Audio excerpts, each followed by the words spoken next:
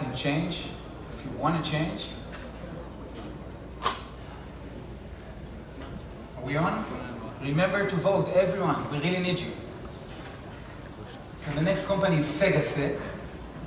And in the current world, when we as consumer connect or communicate with many of the vendors via the web or mobile apps, banks and other firms, like even extending the program or the plan that we have in partners, telecom or whatever, we do that over the internet.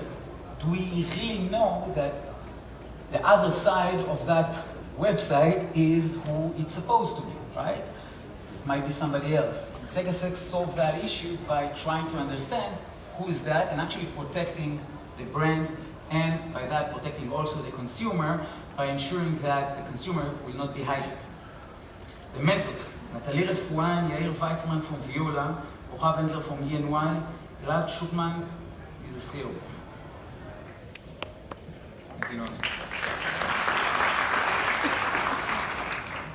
Hi, look around you. I'm going to talk about a problem which is touching each and every one of you. Did you know that 1 out of 8 people in the world have been victims to online fraud? In a nutshell, SEGASEC is all about protecting organizations from phishing scams on their customers, which is jeopardizing customer trust. Just last month, we saw a wave of attacks on customers of Partner and Cellcom, which reached over 500,000 people in Israel. On the right side, you can see that the promotion that they allegedly got, and on the left side, you can see the fake website which stole their credit card details. Phishing scams on consumers are so common these days. Some equivalent to 50% of Israel GDP was stolen last year from consumers worldwide, where over 50% of the attacks were on financial institutions' customers. When we're asking people what are the most common practices to avoid such scams, they're listing 4 concepts. 1, they look that they're getting something from someone they know and trust. 2, they look at the URL, make sure that it's as they expect it to be. They look for the log, that the traffic is encrypted, and they make sure that the site is fully functional. If all of these terms are met, they indicate that they can feel more comfortable and continue with what they were doing. But can they? Let me tell you a brief story. I got into Google and looked for online credit, and I got all sorts of results, including the first one, which is an ad to Bank Hapoalim. This is the bank that I'm in. So I'm going ahead and I will follow up on this ad, and we'll see where this is leading me to. This is leading me to bankhapoalim.com. The site is secured. I see the login page of the bank. This is what I expect to see. So I'm going ahead and I fill in my credentials. I apologize. I usually don't like people to see what I have in my account, but in this case, I'll make an exception for you. So I'm going ahead. I'm logging in. I see my bank balance. I see my statement. This is exactly my bank.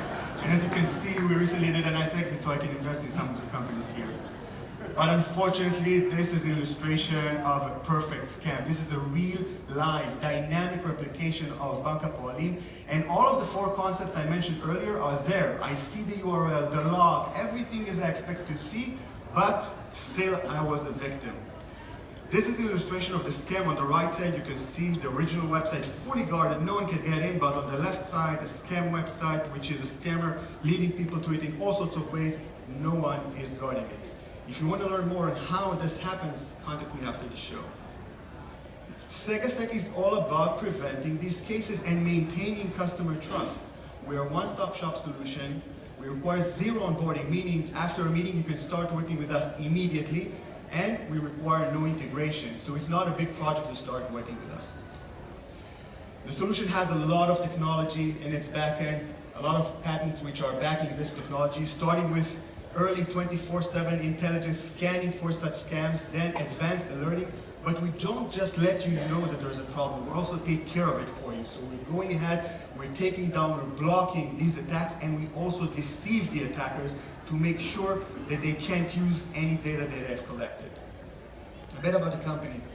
We've been doing sales for a little over a year now, and we got phenomenal traction from the market. We have over 40 paying customers, and we generated over $1 million in revenue.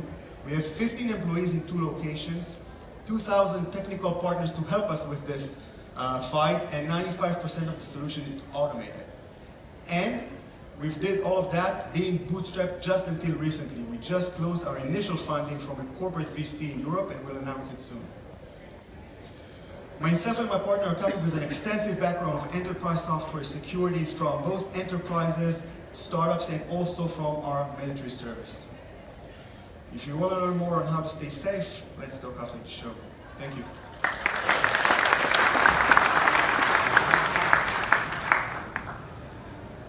Yeah. So obviously the problem is big and it's getting even bigger because we put most of our lives onto such services and we have to trust the net. So yes, it's a big problem. But I think that we've seen many companies trying to fight the problem on different fronts.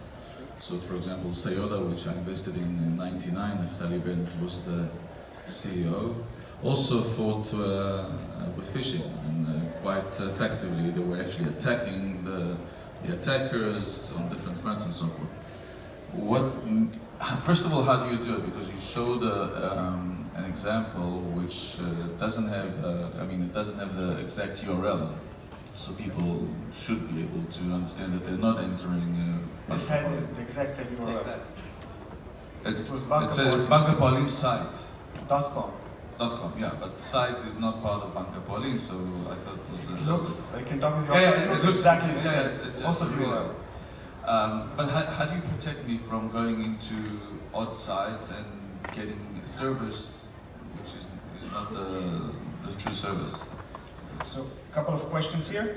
And we thought about what you said earlier on, that others solve it, but still this problem is not solved. And with Toyota and others, a good example that I can give you is that every time that we go to a company and we present them such demonstration or showing them some things, they have solutions in place, and we ask them, does the solution you have, whether it's RSA or Cisco or others, did it detect the live attack that right now we're simulating?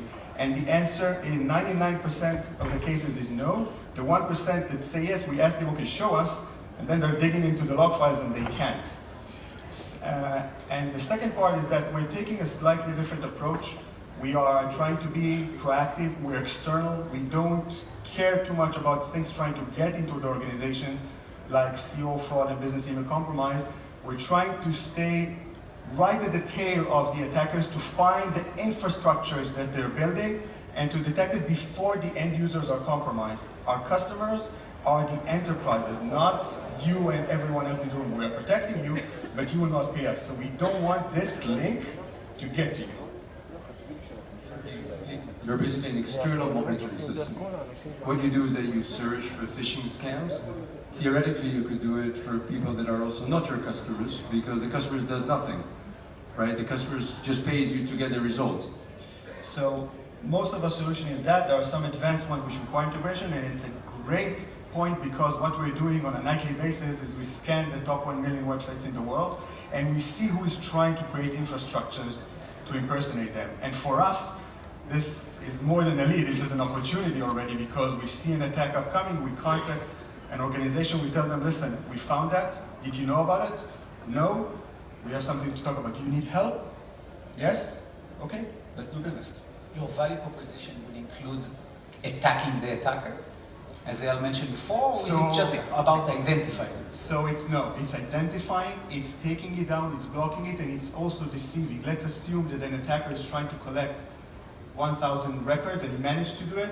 We've established a 20 million bot network across the world, and we are working with our customers to define millions of fake records, and we're pushing it to the attacker's database, achieving two things. One, we're diluting their data, they can't find the needle in the haystack, and second, this data is smart, so we're leading them into traps, into honeypots inside the organization. Thank you so much. Thank you. We are halfway through. 4 companies, 4 to go.